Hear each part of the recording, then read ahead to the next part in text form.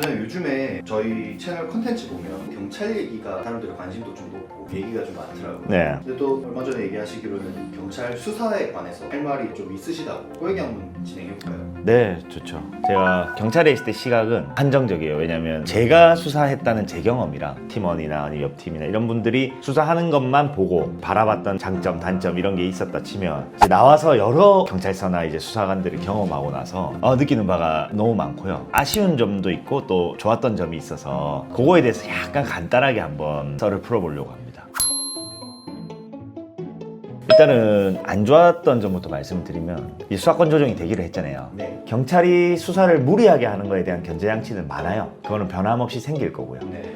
근데 지금 문제는 다 경찰이, 전에 박승건 변호사랑도 얘기했지만 경찰이 수사를 소홀히 했을 때에 대한 견제 장치도 중요하거든요. 그거에 대한 지금 논의가 약합니다. 그게 보안 수사권이나 보안수사 요구권. 그러니까 간단하게 얘기하면 경찰은 수사기관입니다. 수사를 너무 빡세게 할 걸 전제로 견제 장치는 많이 만들어져 있어요. 역사적으로 그래왔기 때문에.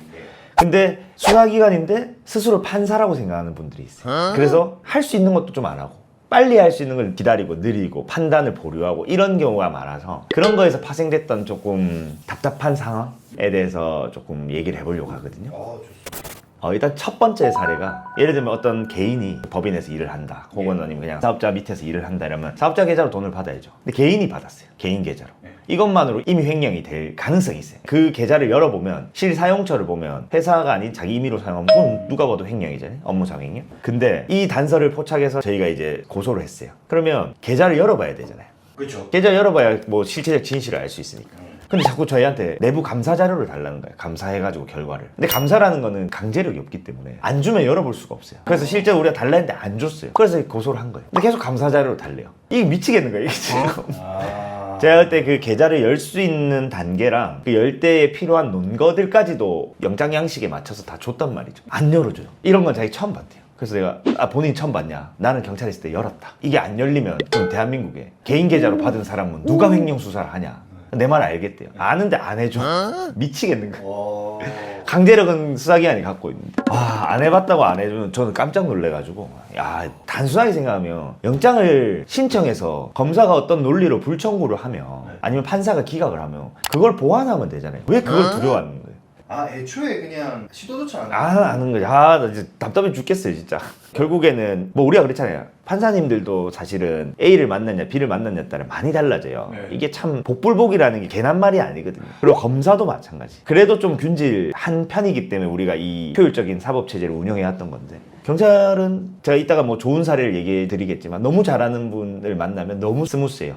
제가 뭐 억지로 만들어 달라는 게 아니잖아요. 우리가 뭐까지 줬냐면 그 사업자의 개인 계좌로 넣은 사람의 내역까지 줬단 말이야. 그러면 그 개인 계좌로는 분명히 돈이 들어갔다는 팩트는 확인된 거잖아요. 그렇죠. 그러면 이 사람이 제출하지 않았을 때 그 정도는 범죄의 정황이라고 해가지고 압수영장을 받기에 충분하거든요. 그리고 금융계좌영장은 생각보다 잘 나와요. 왜냐면 그렇게 법익 침해가 많지는 않잖아요. 왜냐면 지금 PD님한테 가갖고 막 폰을 뺏고 막 집을 뒤지고 이런 게 아니잖아요. 그걸 다 설명하고 다 적었는데 동사무소 가서 만약에 좀 민원 서비스가 안 좋으면 그래도 어디 건의할 때라도 뭐 국민신문 이건 없죠. 이 영장을 신청하지 않는 불신청에 대해서 다툴 수 있는 직접적인 제도는 없고요. 그냥 이 수사관이 잘 못한다는 기피 제도나 교체 요청을 하는 건데 뭐 그런 방법도 고민을 해봐야 되겠지만 이렇게 돌아갈 이유가 있냐는 거죠. 애초에 안 될 이유가 없는 거예요. 물론 이제 자료 요구도 빨리 해주시고 하셨는데 그래서 그걸로 인해서 실제로 조금 압박 효과 덕분에 감사가 잘 진행된 것도 있어요. 있는데 그냥 이거 논리적으로 이거는 좀 잘 이해가 안 되는 거죠. 제가 이제 항상 답답한 게 이제 즉결 심판이에요.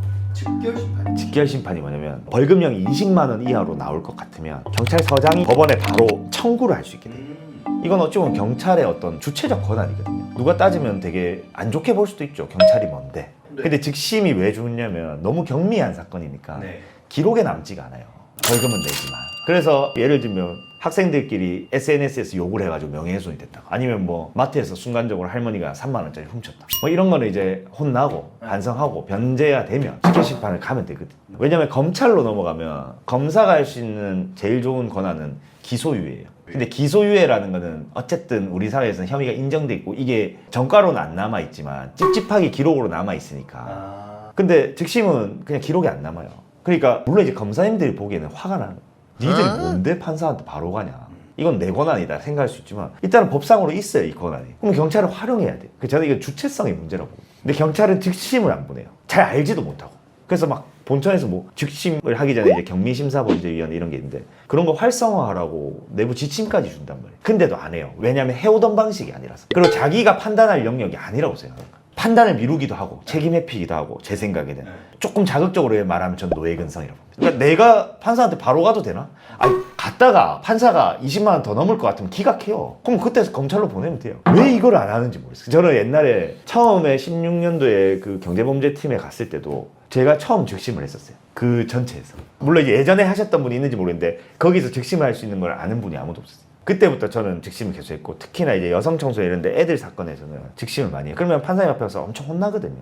혼나고 벌금 내고 다만 검찰을 거치지 않는다는 점이랑 기록에 남지 않아요. 이제 제 동기랑 이걸 가지고 토론을 했는데 굉장히 제가 좋아하는 동기인데 그 동기랑은 항상 저는 수사의 마인드가 다르거든요. 저는 조금 변호사에 가까우면 이 친구 완전 수사관의 마인드인데 이 친구가 하는 얘기는 야, 경미한 범죄라도 기록에 남아야지. 잘못된 건 잘못된 거다. 뭐 그런 판단도 있을 수 있다 봐요. 그런 판단으로 즉심을 안 한다면 내가 이해를 해요. 자기의 판단으로. 그래서 뭐 제 영상을 안 보시겠지만 특히나 형사과 여청은 많이 해요. 여청은 많이 하는데 형사 계신 분들은 즉심이 더 쉽습니다. 사실은 수사 결과 보고서 안 쳐도 돼요. 너무 간단하기 때문에. 혐의를 물론 인정을 해야죠. 인정하지 않고 다퉈버리면 모든 형사범죄는 절차를 다 밟아야 돼요. 다투는 상황이면 사실 기소유예도 어렵죠. 왜냐면 다투고 있는데 무죄가 나올 수 있는데 어떻게 마음대로 합니까? 다 인정하고 경미하고 보통은 초범이고 합의되고 이런 사안에서는 좀 적극적으로 경찰의 권한을 활용해야 되는데 이 주체성이 좀 없다라는 아쉬움이 있더라고요. 그리고 즉심을 어떤 레버리지로 이 사람에게 반성할 수 있는 기회나 여부를 물어볼 수 있는 거죠. 그런 거 많거든요. 신고는 해놓고 아니 뭐 애네 한번 봐주이소 하는데 이제 송치해버리고 이러면 이제 그 애는 뭐 이제 애 같은 경우에는 뭐 소년 재판으로 가도 상관없는데 어른 같은 경우는 이제 기소유예 남고 이러면 좀 찝찝하죠. 물론 잘못을 안 하면 좋은데 그렇게 단편적으로 판단할 수 있는 세상은 아니잖아요. 근데 또 반면에 조사입회나 그런 거 다녀오시고 나서 극찬하는 수사관님도 좀 있었잖아요. 있죠. 많습니다. 많은데 되게 잘하시는 분도 많고 너무 좋은 수사관을 최근에 만났는데요. 이제 경남인 것까지 말씀드리고 자료를 너무 잘 준비해 주셨어요. 제 의뢰인분께서 워낙 영민하셔가지고 제가 수사에 맞게끔 깔끔하게 정리해서 딱 했는데 일단은 그 몇십 페이지를 다 읽어보고 필요한 게 뭐가 있는지를 다 정리한 다음에 저희 고소대리인 조사를 하기 전에 이미 바로 중요 참고인을 조사를 먼저 해요. 딱 그 말 들으면 우린 알거든. 혹시 계좌 거래 내역 엑셀 파일로 줄 수 있냐? 이게 이제 진짜 수사를 제대로 하시는 분인 거죠. 이걸 이 서면으로 받으면 이게 좀 정리하기 어렵거든. 네. 그래서 변호사를 활용하는 거죠. 잘하는 수사관은 활용해요. 그래갖고 딱 조사 왔는데 진짜 한 6시간 솔직히 생각했거든요. 2시간 만에 끝났고 이게 너무 깔끔하게 끝나는 거예요. 다 떠서 가도 안 먹으시는 분들도 있어요. 한 60페이지 되는 떠놓은 거를 이해하는데 한 달 걸리는 거죠. 근데 그분은 일주일 만에 탁탁 해서 타닥 진행하는데 그러면서 저희한테 계속 이런 단서는 더 있냐 막 시키는 거죠. 이런 수사관이 진짜 잘하는 거예요. 제가 봤을 때. 전 베스트였다 봅니다. 그 잘 못하시는 분들이 계속 변호사를 피해요. 피한다. 네, 고소대리 같은 걸 하면 안 들으려고 하는 거죠. 그 말이 복잡하고 이러니까. 근데 제가 이번에 만난 거는 이제 스토킹을 고소하는 건데 사실은 애매한 지점이 있어요. 여러 가지 법적 쟁점이 있는데 최근에 판례에서 그게 또 인정된 게 있어서 그걸 토대로 제가 주장을 해야 되는 상황이었거든요. 그래서 좀 걱정이 됐어요. 사실은 최근 판례를 잘 모르는 분도 많고 또 대법원 판례 아니면 또 판례를 안 보는 사람들도 있어요. 사실 중요한 거는 지법 판례고 스토킹 같은 범죄는 최신 경향이 정말 중요하거든요. 그게 이제 부재중 전화를 과연 스토킹으로 인정할 수 있느냐. 제가 이거를 그 대법원 판례 있기 전에 검사랑 한번 다툰 적이 있었거든요. 저는 부재중 전화는 인정이 안 될 것이다. 간단하게 얘기하면 전화를 해서 도달하게 해야 되는데 부재중 전화라는 건 내가 보지 못했으면 음성이 내는 게 안 울리잖아요. 차단돼 있으면. 그러면 기록이 남잖아요. 그 기록은 내 폰에서 내가 만든 기록이거든요. 굳이 법리적으로. 그래서 표현이 좀 바뀌어야 된다고 봤어요. 저는. 근데 대법원이 저의 그걸 들어준 거죠. 검사가 다르게. 근데 이게 취지에는 좀 안 맞아요. 제가 봤을 때. 저는 입법의 미비라고 생각했고 취지는 원래 그런 사람 처벌하라고 돼 있는 거거든요. 네. 차단을 했냐 안 했냐 이건 우연적 사고에 따라서 똑같은 행동이 처벌되냐 안 되냐가 나뉘면 안 되거든. 네. 근데 어쨌든 이 대법원 판결이 있다가 바뀌었죠. 2심에서 바로 반기 들고 바뀌었어요. 그래서 최종적으로 검사 말이 맞았다. 근데 그때도 제가 지금 생각하면 잘못 판단한 거예요. 저는 수사기관이면 가야죠. 내 똑똑하다고 막 이렇게 자랑하는 게 아니잖아요. 내가 반대쪽에서 변호인이 그걸 했어야 되는데 제가 그때는 조금 생각이 짧았던 것 같은데 그때 검사님이랑도 논쟁을 좀 했었거든요. 네. 어쨌든 그런 쟁점이 하나 있었던 이 사례에서 그 수사관은 이 최신 판례 쟁점도 알고 있었고 제가 말하는 논리를 그대로 이해하고 계시더라고요. 그래서 바로 잠정 조치를 신청했던 적이 있습니다. 그 수사관이랑 이 조사를 같이 하는데 의뢰인분은 막 조금 다른 얘기 하려고 하는데 그 수사관이 막 커트를 못 시키잖아요. 그러니까 저를 딱 쳐다봐요. 그럼 제가 이제 중요한 거 다 나왔다. 이러면 엄청 빨라져요. 이게 제 베스트라고 봅니다. 근데 막 변호인 오면 막 피하려고 하는 사람도 있어요. 피하면은 이유가 뭘까요? 저는 감당이 안 되기 때문이라 봐요. 자신 있으면 누구도 온나. 내 생각은 이거다. 네 생각 뭔데? 네. 스토킹 이 관련해서는 저보다 그 수사관이 훨씬 많이 알아야 되는 게 정상이고 알아요, 진짜. 근데 통상은 이제 변호사가 뭘 최신 판례 들고 오면 이제 약간 그러니까 난 몰라요. 뭐 이렇게 돼버리는 거지. 수사를 잘하시는 그 베테랑이신 분들은 변호사를 많이 활용합니다. 뭐 갖고 오라고 막. 변호사가 수사관에게 뭐 불이익을 줄 수 있는 것도 아니고 그렇죠. 뭐 사실 사정하는 것밖에 없어요, 저희는. 마지막으로 이제 세 번째인데 정확한 범죄명을 얘기하면 너무 특정이 되기 때문에 간단하게 얘기하면 어떤 범죄의 구성 요건이 아니라 뭔가 확실하게 이 범죄가 인정이 되려면 동기가 필요할 때가 있어요. 왜 그랬을까 이 사람이? 범행의 동기. 예를 들면 때렸다. 그럼 때리면 때리는 CCTV 있으면 끝나는 거죠. 근데 어떤 범죄들은 이 때렸다라는 행위로만 딱 인정되는 게 아니고 여러 가지 요소, 고의나 목적이 중요한 범죄들이 있어요. 그런 거는 동기를 봐야 되거든요. 예를 들면 뭐 사기일 수도 있고요. 그러니까 이제 재산 범죄에서. 그러니까 이제 우리가 돈을 줬는데 안 갚았다 얘기까지는 다 팩트로 나오잖아요. 네. 그럼 이 사람이 처음부터 안 갚을 생각이었는지 이제 기망의 고의를 입증하려면 그 재반적인 상황을 확인해야 되고 약간 동기랑은 좀 다른데 왜 안 갚았어요? 이걸로 끝나는 내용은 아닌 거죠. 왜냐하면 당시에는 돈을 갚을 마음이었는데 나중에 안 갚게 된 사정이 있을 수도 있으니까. 요런 이제 2차원적인 사고를 해야 되는 범죄들이 있어요. 요거는 아예 동기가 딱 필요한 범죄였는데 그 동기를 포인트로 잡은 것도 뭐 아주 뛰어났는데 그 동기를 알기 위해서 통합수사팀에서 압수수색을 한 거예요. 휴대폰을. 동기를 확인할 수 있는 건 그때 당시 나왔던 대화거든요. 근데 이거 잘 안 해요. 잘 안 하는 사람 많은데 이걸 왜 안 하는지 모르겠어요. 좀 더 실체적 진실을 확인하려면 내가 뭐뭐를 더 확인해야겠다라는 게 있는데 주로 앉아서 자료를 갖고 오라는 분들이 많죠. 그게 이제 통합수사팀이 좀 그래요. 사건이 많고 자료가 워낙 방대하니까 그 분석하는 것도 힘들다 보니까 다 갖고 오라고 해요, 자꾸. 근데 이게 이제 우리는 안전뱅이 수사를 하거든. 그렇죠. 필요하면 나가서 확보해오고 따오고 이렇게 해야 되는데 하여튼 요분 같은 경우는 아주 스무스하게 하셨고 그 과정에서도 계속 혹시 단서나 이런 걸 나한테 물어보지만 예를 들면 오해를 할까봐 중립적임을 항상 강조하고 제 말에서 또 컷할 건 또 날려요. 그러니까 아주 정확한 수사 방향을 갖고 계신 거죠. 제 말을 막 다 들어달라는 게 아니거든요. 근데 저는 또 말을 안 할 수는 없는 거고. 그렇죠. 근데 거기서 딱 어떤 중심을 잡고 하는 모습만 봐도 참 에이스다. 경찰에 있으면 같이 일하고 싶다. 뭐 이런 느낌이 드는 거죠.